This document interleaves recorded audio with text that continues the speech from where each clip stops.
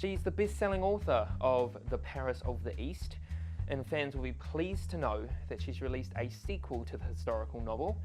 The Paris of the West follows Selina and her family as they begin rebuilding their lives following World War II. So without giving too much away, Karen, what is in store for Selina and her family? Well, Selina and her family arrive on a Liberty ship into the Bay Area in San Francisco in 1948. They have high hopes for their new future after surviving war. But of course, they've got the trauma of war to deal with, and they've lost loved ones, so they have to deal with that grief. So things won't be as easy as they hope, and there's more betrayal and heartbreak around the corner.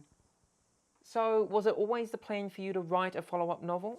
Well, the fans of the first book decided that I should be writing this book. I had no intentions of writing a follow-up.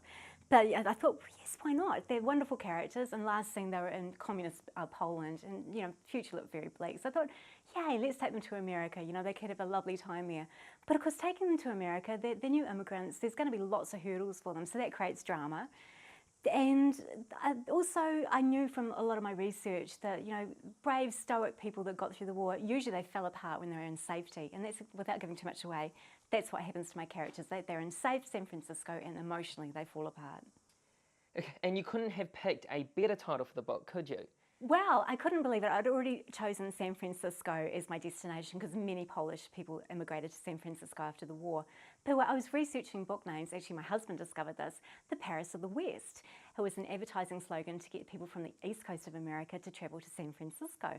But when I discovered that, I thought, that's like a sign. It's so perfect that, my characters are going to be in San Francisco. And I love the symmetry of Selina and her family coming from the Paris of the East, which is Warsaw, and going to the Paris of the West, which is San Francisco. You underwent extensive research for the first novel. Was it very much the same for this one? Lots of research involved. I actually travelled to San Francisco and physically went to the places that are in the book to make sure that it was accurate.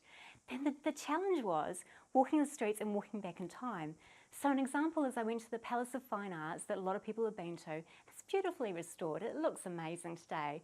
But back in 1948, it was a crumbling ruin, so I had to write it in as it was.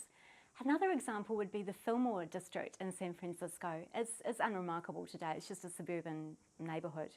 Back in 1948, it was a 20-city square block of jazz clubs, and all the music greats loved it.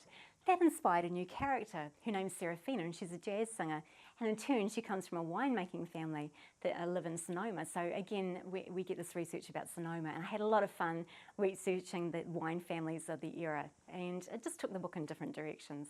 So how similar is this book in comparison to the first? Quite different. The Paris of the East is more epic in scope, so it covers the entire period of the Second World War, and it's more action focused, and you get a lot of the world conflict coming through.